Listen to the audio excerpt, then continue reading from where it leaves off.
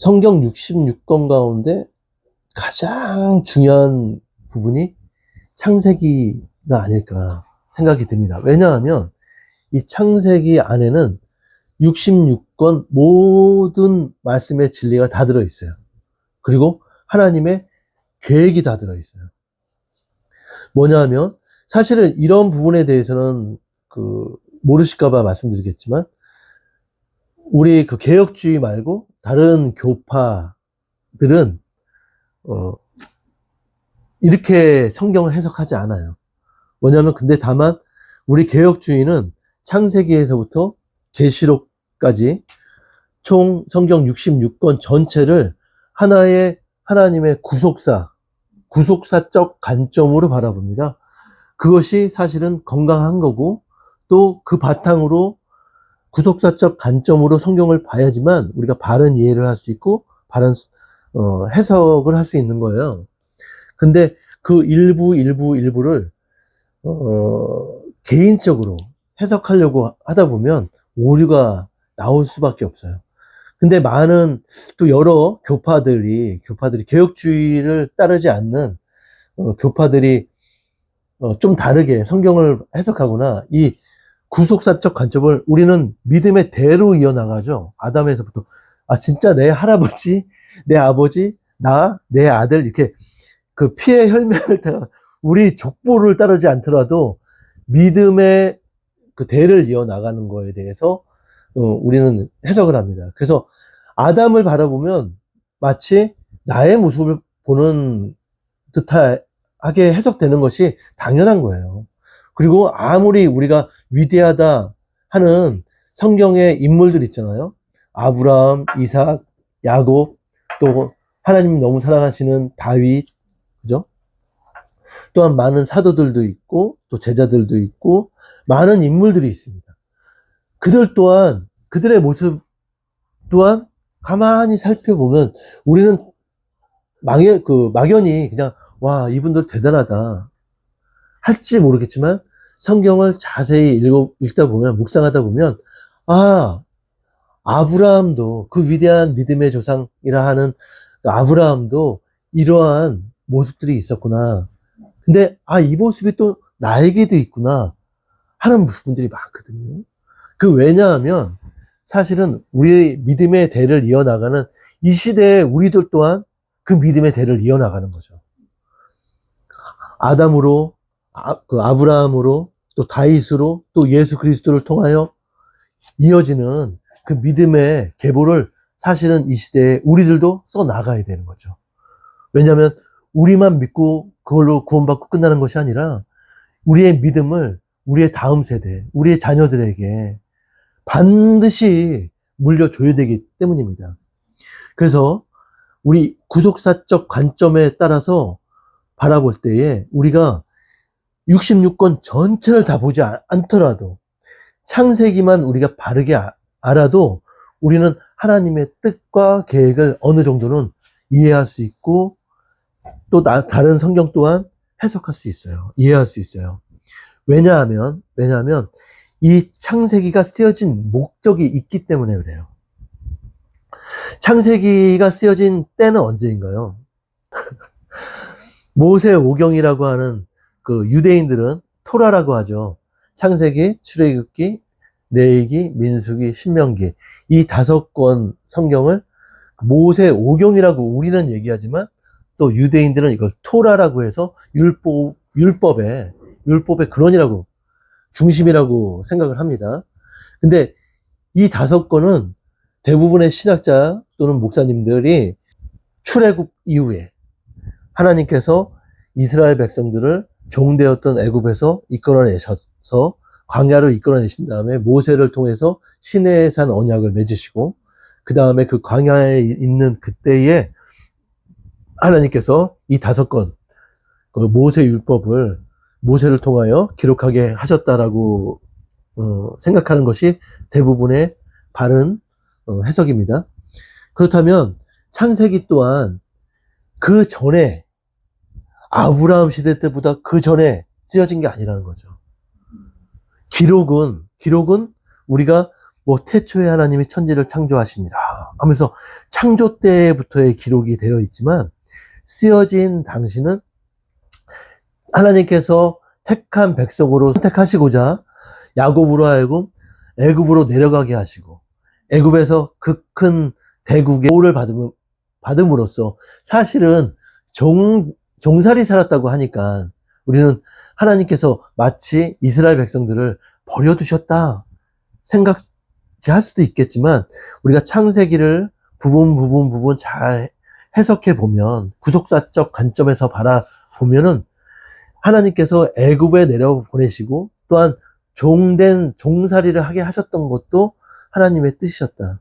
그로 말미암아 이스라엘 백성들은 애굽에서 430년간 살면서도 애굽 그 사람들과 애굽 백성들과 섞이지 않은 단일 민족으로서 그 오랜 시간을 견딜 수 있었다. 민족을 지킬 수 있었고 하나님은 그 민족을 다 약속했던 그 민족을 이끌어내셔서 광야에 이끌어내시고 그곳에서 이제는 당신을 나타내시는 거예요. 즉 이스라엘 백성들은 430년간 애굽에서 살아가면서 물론 종된 살이를 했겠지만 무엇을 보고 배우고 살았을까요? 가장 많았던 게 우상이에요. 제가 말씀드렸죠. 애굽에는 눈에 보이는 모든 것들이 다 우상이었어요. 심지어는 하나님께서 애굽에서 이스라엘 백성들을 이끌어내시려고 그 애굽의 10가지 재앙을 내리실 때 그 10가지 모든 것들이 다 대표적인 애굽의 신들이었거든요. 그 가운데는 뭐가 있죠? 이도 있고 메뚜기도 있고 개구리도 있고 근데 얘네들도 다 신이었다는 거예요. 나일강도 마찬가지고 그리고 맨 마지막에 장자의 심판이 왔었잖아요. 그것 또한 바로의 아들 장자라는 것은 그 아버지 바로를 따라서 차기 바로가 되는 바로라는 것은 어떤 분이 옛날에 이런 질문을 하시더라고요. 목사님 왜 성경에 자꾸 이렇게 바로들이 많이 나와요? 또 헤롯도 왜 이렇게 많이 나와요? 헤롯이라는 것은 우리가 김씨가 있는 것처럼 헤롯은 그 성이겠죠. 아버지 헤롯 대왕도 있고 밑에 헤롯 안티파스도 있고 다 헤롯 빌립도 있고 근데 그냥 헤롯 왕이라고 하는 거겠죠. 그리고 바로라는 것은 뭐냐면 이름이 아니라 파라오. 이집트의 왕을 파라오라고 하잖아요. 그것을 성경에서는 그냥 우리 성경은 한자 성경을 한글로 처음에 번역을 해놨기 때문에 그래서 한자를 그냥 바로 한글로 번역한 그런 발음들이 많아요. 그렇기 때문에 파라오를 그냥 바로라고 하는 거예요. 그래서 바로는 우리가 세계사 보면 파라오라고 하는 파라오를 얘기하는 거예요. 그러니까 바로의 장자 아들이라고 하는 것은 뭐냐면 바로 자기 아버지를 대를 이어서 파라오가 왕이 될 인물이잖아요. 근데 왜 그것이 신이 되나? 파라오도 이집트에서는 신이에요. 왕도 신이에요. 근데 살아있을 때 신이 아니라 파라오가 죽으면은 태양신이 된다는 거예요. 그래서 즉 뭐냐면 태양신의 사람으로의 현현이 파라오라는 거예요. 그래서 신격화되는 거죠. 파라오도. 그래서 맨 마지막에 하나님께서 장자를 치시는 그래서 바로의 아들 장자도 죽잖아요. 그죠? 그래서 하나하나 다 신이에요. 심지어는 애굽에는 큰 시장이 하나 있었는데 그 시장이 큰 시장 중에 하나가 뭐냐면 유명한 시장 중에 하나가 뭐냐면 신들을 파는 우상을 파는 시장도 있었어요. 그러니까 가면은 아까 얘기했듯이 개구리 신도 있을 것이고 메뚜기 신도 있을 것이고 모양을 깎아 만들어 놓은 돌이나 나무로 깎아 놓아 만든 신들이 많이 있었겠죠. 근데 이스라엘 백성들 또한 물론 단일 민족으로 하나님께서 지켜주셨지만 그들이 430년 동안 살아올 때 물론 자기 조상들로 증조 할아버지, 할아버지, 아버지, 어머니에게, 할머니에게 들은 이야기는 있겠죠. 즉, 쉽게 해서 구전을 통해서, 입에서 입을 통해서 들려온 자기 여호와 하나님은 있었을 거예요. 조상 아브라함의 하나님, 이삭의 하나님. 근데 중요한 건 이스라엘 백성들에게 첫 번째, 사실은 우리는 조상의 그 믿음의 조상 아브라함. 지금도 이슬람 국가에 가면 자기들이 다 아브라함의 조상들이라고, 후손들이라고 하니까 아브라함이 최고 그 조상이라고 생각하지만 그렇지 않아요. 이스라엘에게 있어서 가장 그 조상은 야곱이에요. 왜 그러면 야곱을 통해서 애굽으로 내려갔잖아요. 그 야곱의 하나님 또한 이야기를 구절을 통해서 들었겠죠. 그런데 집사님들 보시면 그래 430년 동안 입으로만 들었어. 저 어렸을 때 우리 할머니께서 겨울방학에 할머님 그 외할머님의 때 집에 가서 거의 살다시피 했거든요. 그럼 할머니가 잠자기 전에 우리 잠 안 온다 그러면은 옛날 이야기를 해주셔요. 근데 그 옛날 얘기가 나중에 보면 전설의 고향에서 나온다? 근데 그 할머니가 들려주는 그 옛날 이야기가 정말 얼마나 재밌는지 전설의 고향에서 똑같은 얘기가 나와도 그보다 더 재밌어. 우리 할머니가 그렇게 재밌게 말씀을 만나게 잘해주셨어요. 그런 것처럼 할머니, 할아버지한테 계속 들어서 하나님, 여호와 하나님 다 들었겠죠?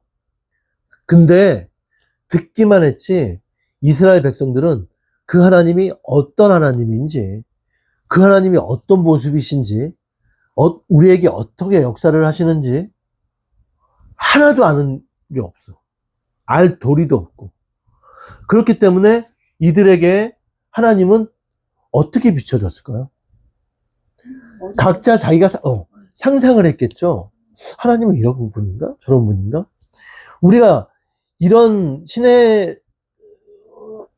사건이 시내산 언약을 받고 언약의 두 돌판을 들고 모세가 딱 내려왔을 때 그 모세가 하나님이 직접 만들어주시고 써주신 그 두 돌판을 던져버리시죠. 모세가. 그때 무슨 사건 때문에 그럴까요?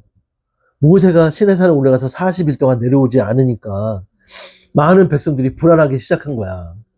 근데 그 백성들이 분명히 눈으로 본 건 뭐예요?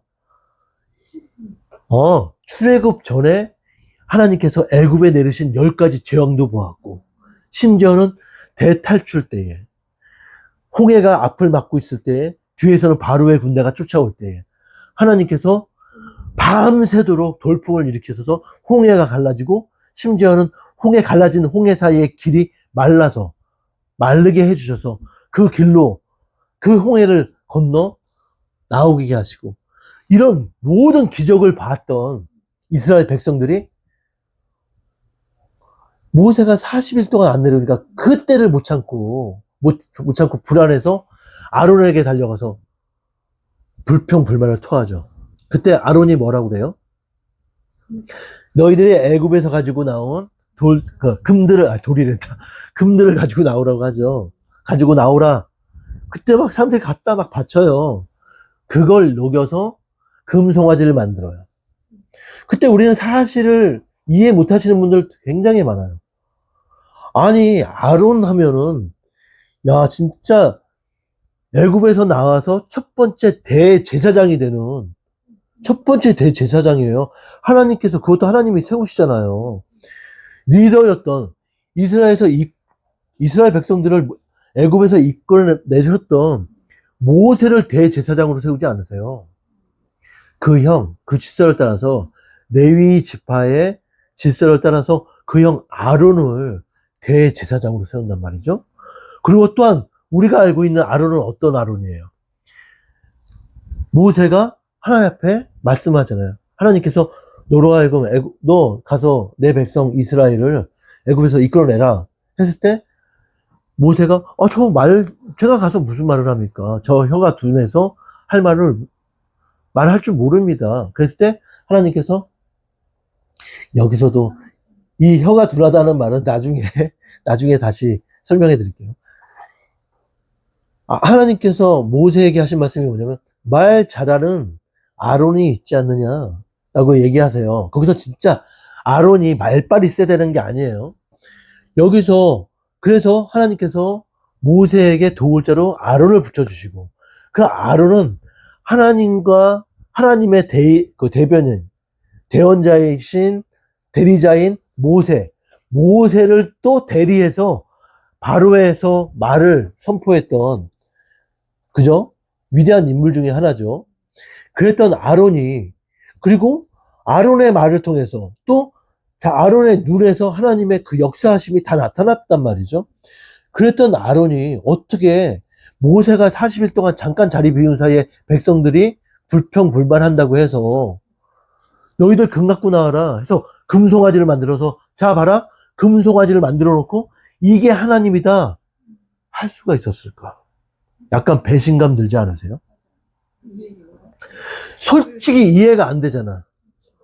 아니 모세 옆에서 그렇게 하나님의 역사를 바라보고 대리인으로서 바로 앞에 선포했던 그 인물이 어떻게 하루아침에 이렇게 미련한 자의 모습으로 바뀔 수가 있나? 이해가 안 되는 부분이죠. 근데 이 모습을 우리가 살펴보면 돼요. 아론 또한 레위 지파로서 쭉 내려왔지만 레위 지파가 뭐예요? 제사장. 근데 이때는 아직 아니죠. 이때는 아니죠. 네. 레위 지파를 하나님께서 택하실 것이고 또한 모세를 택하셨듯이 아론을 첫 번째 대제사장으로 세우시지만 분명한 건 뭐냐면 아론 또한 430년 동안 흘러내려가던 그 구전으로만 하나님을 알았지 하나님이 어떤 분인지를 알 수 없었다. 근데 430년 동안 이스라엘 백성 또한 아론을 포함한 이스라엘 백성들이 보고 배운 게 뭐예요? 우상이라는 거예요. 애굽에서 보고 배운 게 애굽 사람들이 우상 숭배하는 것, 우상에 대고 절하고 제사했던 것을 봤다는 거예요. 그렇다면 그 우상을 섬길 때 애굽 사람들이 우상을 섬길 때에 눈에 보이지 않는 우상들을 섬겼을까요? 그렇지 않아요. 애굽의 모든 신들은 우리 가시적으로 눈에 보이는 것들이 다 신이었어요. 그런 신들을 섬겼다는 거죠. 그렇기 때문에 아론 또한 보고 배운 게 그거예요. 그래서 하나님이 눈에 보이지 않는 하나님을 만들려고 하는 것이 아론 몸속에 배어 있었을 거라는 거예요. 그 행함이 애굽에서 살았던 소위 말하는 종 되었던 삶 속에 몸에 배었던 삶이라는 거죠. 종으로서의 삶이 몸에 배어 있다는 거죠. 배웠던 그것을 하나님께서는 이제부터 철저히 씻어내시려는 작업이었죠. 근데 성경 속에 이것이 이어지는 것이 제가 지금 이야기하는 것이 창세기와 동떨어진 이야기가 아닌 거예요. 왜냐하면 이게 가장 기초의 기초거든요. 근데 이렇게 아론이 실수를 하잖아요. 여호와 하나님은 눈에 보이지 않는 하나님이셔. 왜? 영이신 하나님이시기 때문에. 근데 아론이 알지 못했기 때문에 아직까지 그 하나님을 몰랐기 때문에 실수한 거예요. 그렇다면 아론은 모르고 한 실수지. 왜냐하면 모세가 시내산 언약에서 언약을 통해서 하나님과 언약을 맺으시고 두 돌판에 우리가 소위 말하는 십계명을 기록해 주시고 그 이후에 모세의 입을 통하여 하나하나 율법을 주시고 우리가 정결하기 위해 지켜야 되는 모든 것들을 기록해 주시고 모세의 입을 통하여 가르쳐 주시죠. 그 전에 이뤄진 사건이기 때문에 우리는 마음을 열어서 아론이 몰라서 그랬구나. 그때까지만 해도 아론조차도 하나님에 대해서 자세히 몰랐구나를 알 수 있는 거예요. 그래서 실수했다구나. 근데 중요한 건 이거하고 똑같은 사건이 또 일어나요. 무슨 사건이 일어나느냐? 여러분들 너무 사랑하시는 다윗과 솔로몬 이후에 르호보암 시대에 솔로몬의 죄악으로 말미암아 통일 왕국이 남유다와 북이스라엘로 갈라지는 사건이 일어나죠. 그리고 여전히 남유다는 솔로몬의 아들 르호보암에게 왕위를 잇게 만들지만 솔로몬의 죄로 인해서 북이스라엘, 열지파를 띄어서 북이스라엘에는 여로보암에게 하나님께서 왕으로 맡기십니다. 다스리게 맡기십니다. 이때 똑같은 사건이 일어나요. 이스라엘 백성들이 이미 남유다와 북이스라엘로 두 나라로 갈라졌음에도 불구하고 북이스라엘의 열지파 백성들이 하나님께 제사 드릴 때는 남유다에 속해 있는 예루살렘 성전에 가서 하나님께 제사 드리기를 원하고 제사 드리러 왔다 갔다 하는 거예요. 그것을 보고 여로보암이 불안해지는 거죠. 왜냐하면 내 백성들이 남유다에 있는 예루살렘 성전에서 하나님께 제사를 드리고 오가는 길에 그 마음이 바뀌어서 자기를 배신할까봐. 그때 똑같이 아론이 범한 이 잘못을, 죄를 똑같이 범해요. 실수를 똑같이 하는데, 감히 제가 말씀드린 것은 아론은 실수라고 할 수 있지만 여로보암은 실수가 아니에요. 여로보암도 똑같이 산에다가, 여러 높은 산에 산당을 만들어 놓고 그곳에 똑같이 황금 송아지, 금 송아지를 만들어 놓고 백성들에게 이것이 여호와 하나님이다 하고 제사 이렇게 섬기게 만들죠. 이것이 바로 그러면 우리는 이 사건들, 아론이 실수한 사건, 그리고 여로보암이 반복한 사건, 여로보암은 알면서도 죄를 진 거죠. 왜 죄를 졌겠어요? 알면서도 하나님을 의지하는, 특히 여로보암은 왕이 되기 전부터 하나님께서 여로보암에게 말씀하셨어요. 너를 열지파를 띄어서 너를 왕으로 삼겠다. 그랬던 여로보암에도 불구하고 여로보암은 눈에 보이지 않는 하나님을 의지하는 게 아니라 눈에 가시적으로 보이는 무언가 형상을 만들어서 그것이 하나님이다 본인도 믿고 백성들도 믿게 한, 크나큰 죄를 짓게 한 죄의 또 하나의 근본이 시작점이 되게 된 거죠.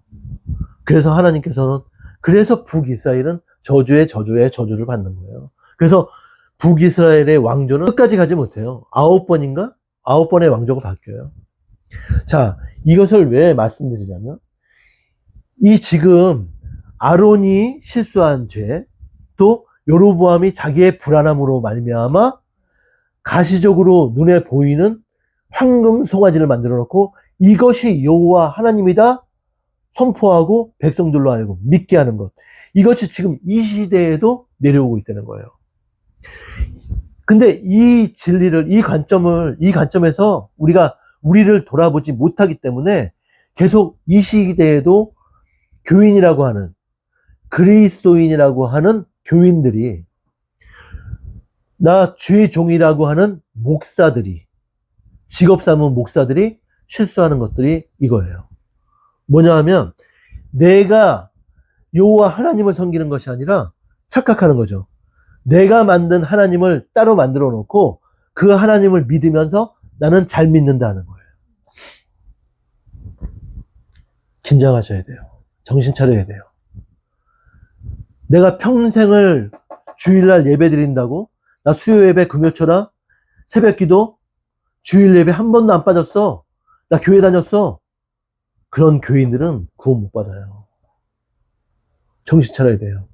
잘못된 복음을 듣는 거예요. 오직 예수 그리스도 한 분뿐이에요. 우리가 구원받을 길은. 그리고 우리는 예수 그리스도를 통하여 우리가 나아갈 수 있는 곳은, 나아가야 되는 분은 여호와 하나님 한 분이에요. 여호와 하나님은 우리 눈에 보이지 않아요. 그리고 여호와 하나님께서는 분명히 이 성경 말씀 통해서 당신을 다 나타내셨고 진리를 다 나타내셨어요. 그렇기 때문에 우리 개혁주의 신학을, 우리는 성경으로 들어가야 돼. 우리 개혁주의의 가장 중요한 성포 중에 하나가 뭐냐면 우리가 다시 성경으로 말씀으로 돌아간다는 거예요. 무슨 말씀인지 아시겠죠? 근데 왜 우리가 자꾸 성경으로 말씀으로 돌아가야 되느냐? 왜 자꾸 하나님의 영광을 따라서 오직 하나님의 영광을 따라서 예수 그리스도로 우리가 회복해야 되고 또한 믿음으로 또한 그 영광으로 자꾸 회복돼야 되는 것, 그 믿음으로 우리가 믿음 지켜나가는 것이 그 방법밖에 없다 하는 것이 뭔지 아세요? 우리가 처음에는 성경 말씀을 따라서 살아가겠다 하겠지만 신앙생활을 하다 보면 심지어도 목사라고 하시는 분들 내가 목회하다 보면 자꾸 지금 로마 카톨릭이 변절된 이유 중에 하나도 그거예요. 성경에다가 자꾸 성경을 가감하는 거예요. 자기에게 유리하게 하기 위해서 자기의 신앙을, 자기의 하나님을 향한 삶이라고 하는 자기의 인생을 합리화하기 위해서 성경에다 붙이기도 하고 성경의 진리를 빼기도 하고 절대 그래서는 안 돼요. 그래서 우리는 자꾸 하나님을 향해 나아가는 나의 삶을, 나의 신앙을, 나의 믿음을 성경에 비춰봐야 되는 거예요. 성경 말씀에. 그리고 중요한 건 이 성경 말씀에는 더해도 안 되고 빼도 안 되는 거예요. 무슨 말씀인지 아시겠죠? 중요한 게 뭐냐면 아까 아론이 실수하고 그 똑같은 죄악을 범한 여로보암이 한 것처럼 금송아지 만들어 놓고 하나님이다. 나는 그 하나님 섬긴다 하는 사람들 너무 많아요. 너무 많아요. 교회 나가서 하는 그 열심이, 내가 교회에 드리는 그 헌금이, 그렇죠. 난 11조 열심히 잘 내니까. 나 심지어는 난 10의 2조, 10의 3조를 하네? 나 열심히 감사 헌금하니까? 나 교회 나가서 열심히 헌신 봉사하니까? 그런 것들이 우리를 구원의 길로 인도하시는 게 아니라 구원의 자료로 인치시는 게 아니에요. 여호와 하나님을 향한 신실한 믿음이 있어야 되는 거예요.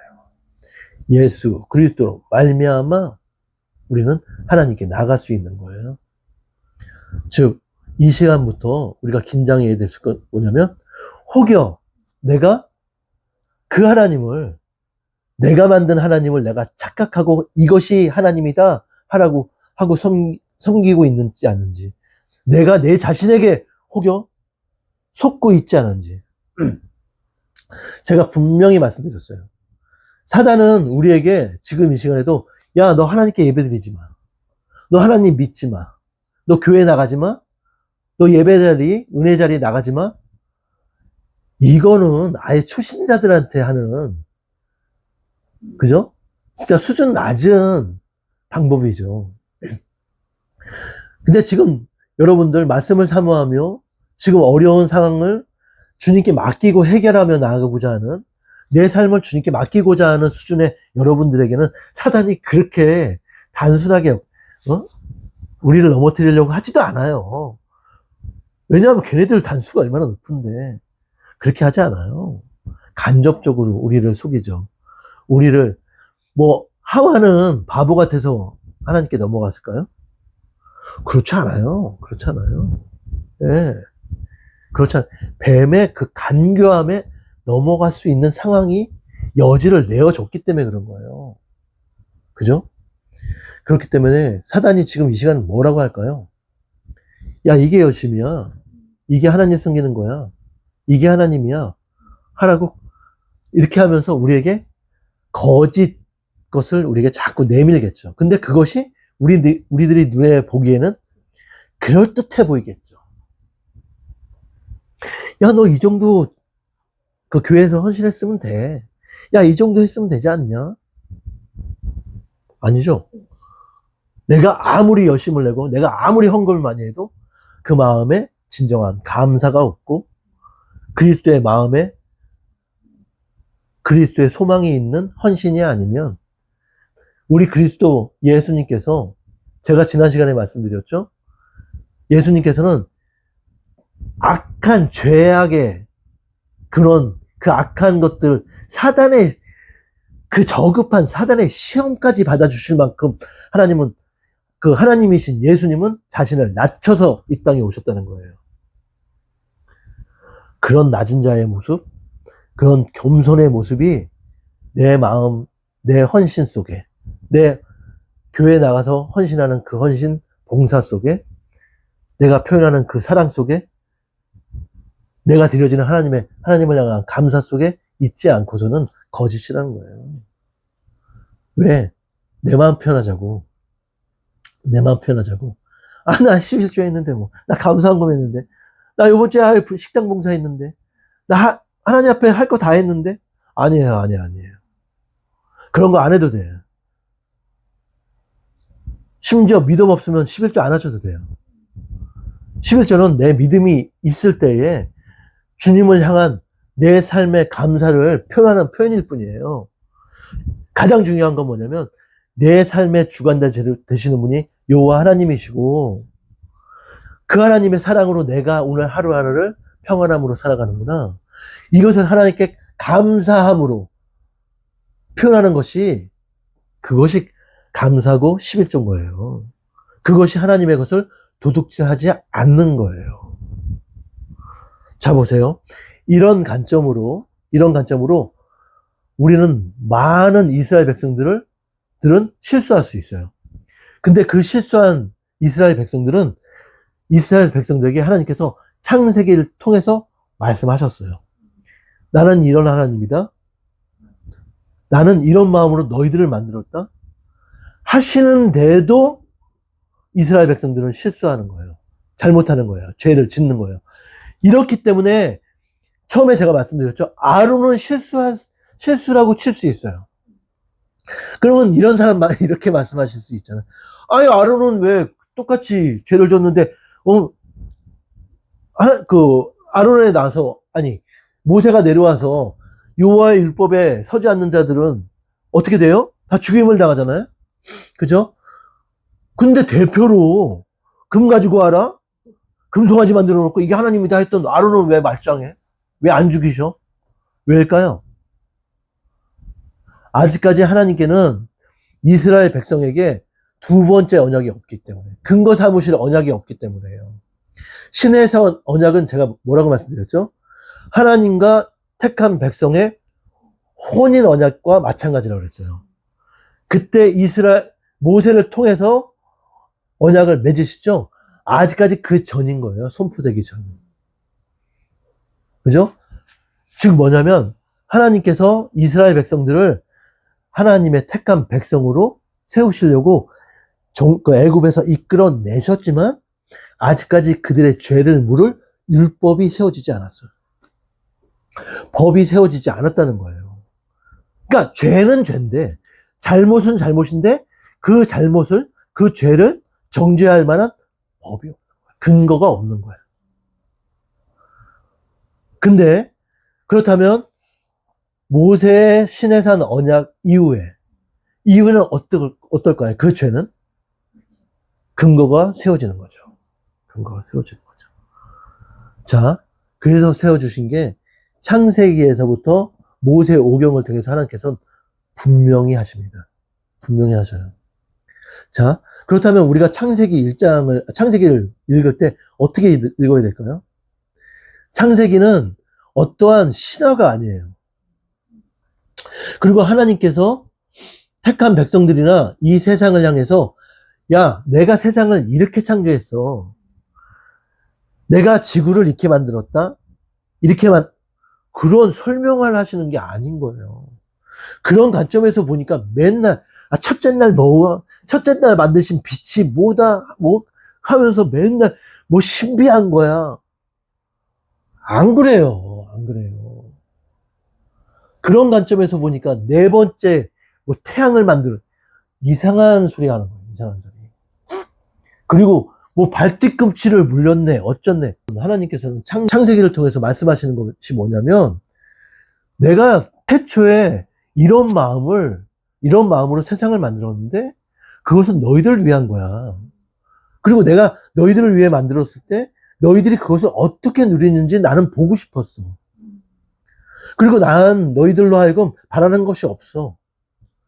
너희들이 나를 창조주로 인정만 하면 돼. 즉 너희들이 나를 경외하는 그 마음이면, 너희들이 나를 사랑하는 마음이면 나는 그걸로 끝이야.